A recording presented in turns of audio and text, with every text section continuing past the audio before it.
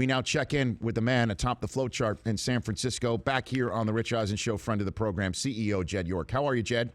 I'm great, Rich. How are you? I am doing just fine. What does the opening of training camp mean to you? Where are you stand on that whole excitement subject, Jed? I mean, excitement's off the charts. There's a lot of energy. Chip he definitely brings a different energy level, and just the guys are really buying into it. It's really fun to see. And for me, you want to wash the taste out of a bad 5-11 year last year and 8-8 the year before that. You want to get back to the playoffs where we belong, and this is the start of that. So how are you seeing the players buying into what Chip Kelly is selling? So, everybody talks about Chip's kind of up-tempo practices, things like that. You see a lot of competition and just little drills that they're doing. And you're watching guys that wouldn't, usually be on a special teams, like a Carlos Hyde, like a Navarro Bowman, going up against each other in a special teams drill because you keep score in just like everything that you do. And you see those guys competing against each other and wanting to win the drill and just buying into, just the entire program that Chip has here. It's just fun to see it. I mean, it's like, it's a high energy, fun practice. Well, coming out of Philadelphia, the conversation about Chip Kelly was the idea that he wasn't an open communicator with not only players, but just people walking down the hallway, Jed, that there was something awkward about everything in his interpersonal relationships with people. What have you seen so far from that? Nothing further from the truth from what I've seen. He's been a great communicator with me, with the entire coaching staff, with the players. And, obviously we had a unique season and off season, and you see the guys that are here, the guys that are participating. I think he's done a great job of communicating with all of our guys, whether it's the quarterback situation, having Anthony Davis come back. He's been great at communicating with those guys and the guys that have been here throughout. And, again, nothing could be further from the truth from my point of view. So from your point of view, do you have a favorite in your mind who you'd like to be the quarterback? Now, obviously this is Chip's gig, and you hired him to make decisions like this, but in a position that you are in, do you harbor deep down who you'd like to see a quarterback? I think the beautiful thing about football is your performance speaks for itself. And that's what Chip has said. That's what we believe is whoever the best players are at whatever position, that's who's going to be playing. And in terms of Kaepernick, your relationship with him, he with the franchise, how would you characterize it?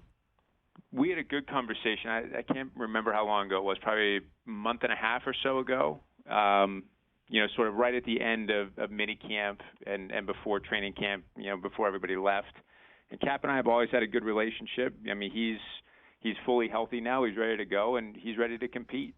And how troubling or difficult was it for you knowing he's sitting in John Elway's house at some point reportedly talking about the possibility of leaving you and joining him? What was that moment like for you, Jed? It's better than he talking to anybody in Seattle. I like it. Okay. That's the way you're looking. It's a divisional thing. I see it with Cap. He had a tough year last year. We all did. And, I think he needed to figure out what he wanted to do. And I think he sat down with Coach Kelly, and, I'll let Cap address all of those personally. But, I see it. It was a frustrating year. I understand the frustration. And he's ready to compete here. I think everybody has bought into what we're doing. And, again, when you have an open competition at any position, at any spot, Cap's ready to go out there and compete. And, we need to wipe the taste of last year out of our mouth completely and just get back out there and get back to 49er football. And I think that's what we're doing. 49er CEO Jed York joining me here on the Rich Eisen Show. So after retiring in 2015 to let his brain and body heal, Anthony Davis now back. What do you expect from him right off the bat this year? He looks great. I think he's definitely mentally refreshed. And it's a grind, especially for young guys getting into the league. I understand what these guys go through. And for AD, I think he's ready to be back. He's excited to be back.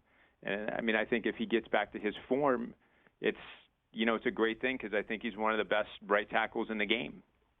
And so what, I guess, in general, are your expectations of Chip Kelly year one it's just 3 years in a row now with a different coach for you in a franchise that usually doesn't do something like that. So what in general is just your hopes for 2016 that you're hoping to see out of Chip Kelly in year one, Jed? I mean, I think Chip's philosophy is the right philosophy when you look at win the day. And I think that's similar to what we've always looked at here with coaches that have been successful. When you get better each day, you tend to be pretty happy when the season is all said and done. What I see with our team, we're a young team. I think we're the second or third youngest roster in the NFL. You know, we have a new coaching staff for us, but a coaching staff that's worked together for the most part, and I think it's an innovative coaching staff.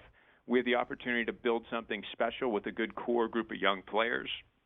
You know, some guys, whether it's Staley, Bowman, you know, guys like that have been here for a while, that bring something to the game that are a little bit more mature, a little bit more veteran. I think we have a chance to, you know, outperform what anybody thinks that we can do this year. But more than anything, we have the chance to build something special that will last for a long time. All right, let's talk about this week then, Jed. Big week for you, organization, family. Eddie DeBartolo going into the Pro Football Hall of Fame. Is he nervous? What do you think right now? What's his feelings? He's happy. Yeah, I think he's happy. I think he's looking forward to it. And, you know, it's just one of those things. Can you ask for a better cap to your career than going into the Pro Football Hall of Fame? And for my uncle, being able to go literally home, you know, Canton's probably 30 miles from Youngstown. You know, it's going to be a party from Youngstown all the way to Canton. I think he'll be a little nervous to begin with, but it's just going to be such a great celebration for him. And I mean, I can't even imagine how many people will be there. What's your first memory of him bringing you around the team? Well, him bringing me around the team, the first game I ever went to was in Cleveland in 1984, sitting on Jennifer Montana's lap. So that was a good memory. Honestly, the first real memory I have of him was losing in 1987 to the Vikings, and just how unbelievably upset he was. And I think I carry a lot of that with me, and knowing, you know, it's personal when you win and lose, and there's nothing worse than losing in sports. And then it's very rare that I look at the run of show sent to me for the jacket ceremony, which I'll be emceeing on Thursday night, again, for the great folks in Canton.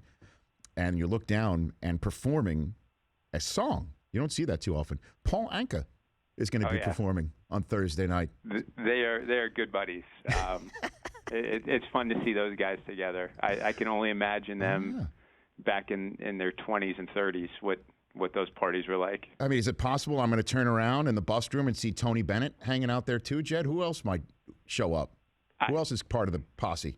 It was funny. Somebody said that Lionel Richie was doing a show on Sunday night in San Francisco. And they said, you know, are you going to get back in time for the show? I said, he might be playing at one of Eddie's parties on Friday or Saturday. How do I know? That's fantastic. I mean, you literally have no idea who's going to show up. I can't. That's so great. I assume you will be there. Will the family be there? Everyone will be there. So okay. I'm flying back. I'll be there. I'll see you on Thursday night. Terrific. He's doing a party on Friday, and then the induction is Saturday, and I think there's another party Saturday. Of course there is. Before I let you go, Jed, Notre Dame, your alma mater, put Michigan back. Another Domer going into the Hall of Fame. Well, no, that's not where I'm going. I'm going with Notre Dame.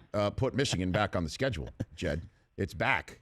My alma mater versus yours. Well, I think Michigan finally acquiesced and said, "Okay, we'll play Notre Dame again." I think that's kind of how it went. Is that how it went? Because I think it's how it went. Well, you know the guy that's on my side of the equation right now. It's going to be a battle.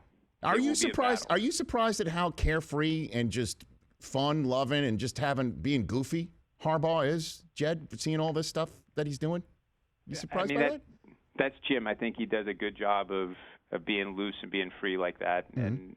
You know, I think the college kids respond to it, and certainly in an age of social media, I think you see high school kids look at how open he is and sort of how he communicates with them directly or indirectly through social media. And I think it certainly gives Jim an advantage in terms of being able to recruit. And now it's Michigan versus Notre Dame, 2018. I would say I'd put lunch on the line with you, Jed, because it gives me 2 years to be able to pay for it if we lose. You know what I mean? Well, you're not calling me out on social media for like 6 months and saying French Laundry, and then you're going to do an article about it 3 years later and bring it back and throw it in my face. No, I'm coming straight through the front door with you, Jed. That's what I'm trying to do. I like it. Straight through the front door. You let me know. We'll do it in L.A. Okay. I'll come down. Is there a French Laundry here? I didn't know that. There's a Bouchon. Okay. We could do that. Okay. That's more my speed. I like it. Unless you have a better spot that you like, I'll leave Southern California cuisine up to you. Jed, I look forward to seeing you in Canton. Thanks for the time.